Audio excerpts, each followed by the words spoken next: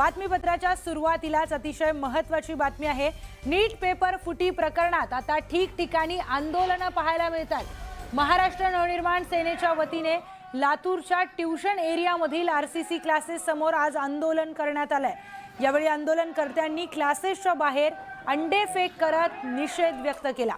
तसेच शिवराज मोटेगावकर याच्या विरोधात तीव्र घोषणाबाजी करण्यात आली आहे। मनसे पदाधिकारी व कार्यकर्त्यांनी मोठ्या संख्येने आंदोलनामध्ये सहभाग घेतलेला पाहायला मिळाला।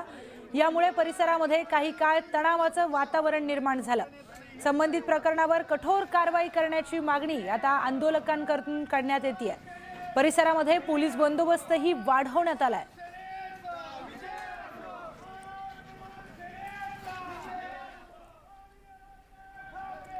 तर यानंतरची एक मोठी ब्रेकिंग न्यूज समोर येते। नीट पेपर फुटी प्रकरणातली ही सगळ्यात मोठी अपडेट, सगळ्यात मोठी ब्रेकिंग न्यूज पाहणार आहोत। नीट पेपर फुटी प्रकरणामध्ये आता मोठा खुलासा झाल्याचं समोर आलंय। 27 एप्रिललाच आरोपी शुभम खैरनारकडे पेपर आलेला होता अशी मोठी माहिती आता समोर येते।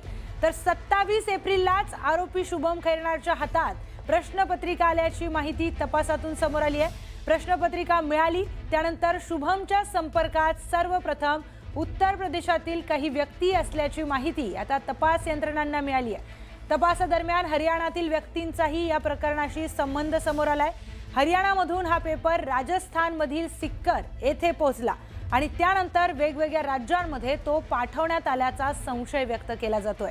दरम्यान प्रश्नपत्रिका हातात पडल्यानंतर संशयित आरोपी शुभम खैरनार हा 2 दिवस नाशिक बाहेर असल्याची माहितीही समोर आली आहे। नाशिक, अहिल्यानगर, पुणे असा पेपरचा प्रवास झाल्याची माहिती तपासातून पुढे येते आहे। या संपूर्ण व्यवहारासाठी टेलिग्राम या ॲपचा वापर करण्यात आल्याचा संशय आहे।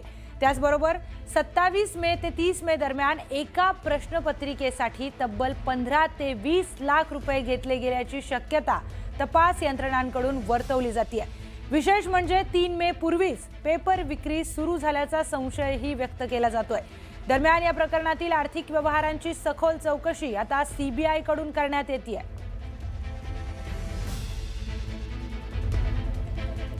तर नीट पेपरचा संपूर्ण प्रवास ग्राफिक्सच्या माध्यमातून आपण पाहणार आहोत। कशा पद्धतीने हा नीट पेपर कुठून निघाला तर महाराष्ट्रामधून नाशिक आरोपी शुभम खैरनार याला हा सगळ्यात आधी पेपर मिळाला। त्यानंतर शुभमच्या संपर्कामध्ये उत्तर प्रदेशमधून काही व्यक्ती संपर्कात आले आणि त्यानंतर तो पेपर तिथे गेल्याचा संशय आहे। याच वेळेला नाशिकमधून हरियाणामध्ये हा पेपर गेल्याचा संशय व्यक्त करण्यात येतोय। हरियाणातून राजस्थानच्या सिकरमध्ये बाजूलाच हा पेपर गेल्याचा संशय आहे। त्यानंतर महाराष्ट्रामध्ये नाशिक, अहिल्यानगर आणि पुणे या 3 ठिकाणी हा पेपर गेल्याची माहिती समोर आली आहे। अशा पद्धतीने नीट पेपरचा हा प्रवास सुरू झाल्याची माहिती आतापर्यंत मिळाली आहे। यानंतर एक मोठी बातमी, एक मोठी ब्रेकिंग न्यूज पाहूयात। नीट पेपर फुटी प्रकरणाचं बिंग कसं फुटलं याची माहिती आता समोर आली आहे। तर अमित मीना या विद्यार्थ्याकडून नीट पेपर फुटी प्रकरणाचं जाळं राजस्थान ते हरियाणा पर्यंत पोहोचलेलं होतं।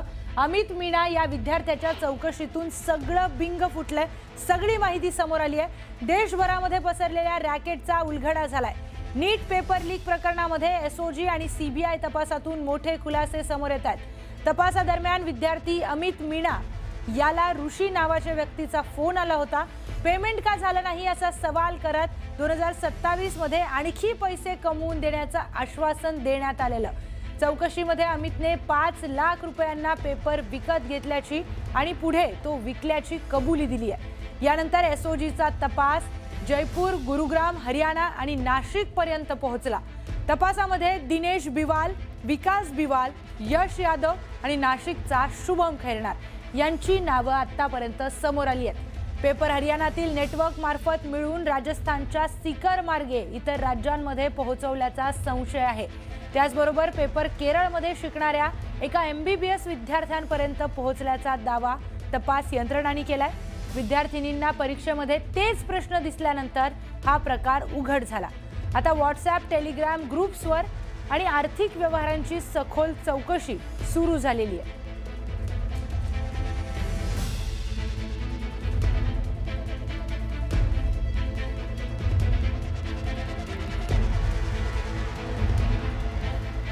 दरम्यान नीट पेपर फुटीचं महाराष्ट्रातलं रॅकेट कसं चालत होतं तेच पाहूयात ग्राफिक्सच्या माध्यमातून। शुभम खैरनार पहिली अटक झाली। नीट पेपर फुटी मागचे चेहरे। शुभम खैरनार पेपर विकले, त्यानंतर धनंजय त्यांच्या संपर्कामध्ये आला। सगळ्यात आधी आरोपी शुभम खैरनारचं नाव समोर आलं। नाशिकमधून या शुभम खैरनारला अटक झाली। त्यानंतर धनंजय लोखंडेकडून 10 लाखांना शुभम खैरनारने प्रश्नपत्रिका विकत घेतल्याची माहिती सुद्धा मिळते। त्यानंतर पुढे 15 लाखांना पेपर विक्री केली आहे। तर या आरोपी शुभमने धनंजयकडून पेपर विकत घेतला, 15 लाखाला विकला। समुपदेशक कोचिंग क्लासेस वाल्यांना हे पेपर विकण्यात आले। एका पेपरच्या मागे शुभम खैरनार याला 5 लाखांचा फायदा झालाय।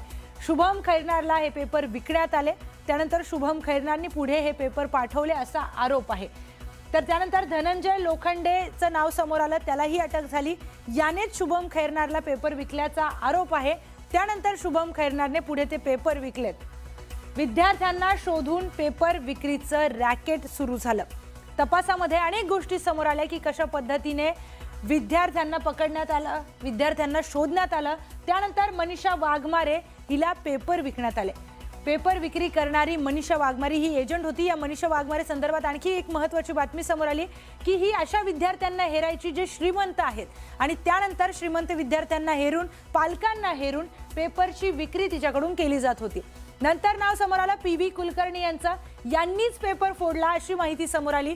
पेपर फुटी रॅकेटचा मुख्य सूत्रधार पीव्ही कुलकर्णी आहेत अशी माहिती नंतर समोर आली। त्यानंतरचं नाव सगळ्यात महत्त्वाचं, पीव्ही कुलकर्णी यांची चौकशी झाली। सीबीआयने यांची चौकशी केली, यांना अटक झाली आणि त्यानंतर नाव समोर आलं ते मोटेगावकर यांचं। लातूरचे आरसीसी क्लासचे संचालक आणि मनीषा वाघमारेसह इतर एजंटच्या मदतीने पेपर विक्रीचं रॅकेट पीव्ही कुलकर्णी चालवत होते। पीव्ही कुलकर्णी मुख्य सूत्रधार असल्याची माहिती या सगळ्यांमध्ये समोर आलेली आहे। पीव्ही कुलकर्णी विद्यार्थ्यांना हेरून प्रश्नपत्रिका विकलेल्या आहेत। श्रीमंत विद्यार्थी हेरायचे, जे हुशार आहेत, ज्यांना डॉक्टर व्हायचं आहे आणि जे डॉक्टर होण्यासाठी कितीही पैसे खर्च करू शकतात, अशा विद्यार्थ्यांना हेरायचं। आता मनीषा मांढरे यांचं नाव समोर येतं, यांनी पेपर फोडलाय। एनटीएच्या प्रश्नपत्रिका तयार करणाऱ्या पॅनलमध्ये हे मुख्य नाव होतं। प्रश्नपत्रिका ज्या तयार करतात त्या पॅनलमध्ये मनीषा मांढरे होत्या, त्यामुळे अर्थातच त्यांना सगळे प्रश्न कुठले येणार आहेत जवळपास त्याची माहिती असणारच। त्यानंतर त्यांनी ती माहितीचा गैरवापर केला आणि पेपर फोडला। आता सगळ्यात महत्त्वाचं महाराष्ट्रात गाजणारं नाव शिवराज मोटेगावकर यांचं येतंय, यांनी पेपर विकले अशी माहिती समोर येते। पीव्ही कुलकर्णीच्या संपर्कात शिवराज मोटेगावकर होते। परीक्षेच्या 10 दिवसांआधीच त्यांना प्रश्नपत्रिका मिळाली होती। ही मोठी माहिती काल न्यूज 18 मराठीला आपण दाखवलेली आहे की शिवराज मोटेगावकर यांच्याकडे 10 दिवसांआधीच पेपर आलेले होते। प्रश्न उत्तरं पुढच्या एजंटला त्यांनी पाठवली। प्राध्यापक पीव्ही कुलकर्णी यांच्या संपर्कात शिवराज मोटेगावकर होते आणि त्यानंतर त्यांच्याकडे पेपर आला। विद्यार्थ्यांच्या मुलाखतीचे व्हिडिओही व्हायरल झालेत।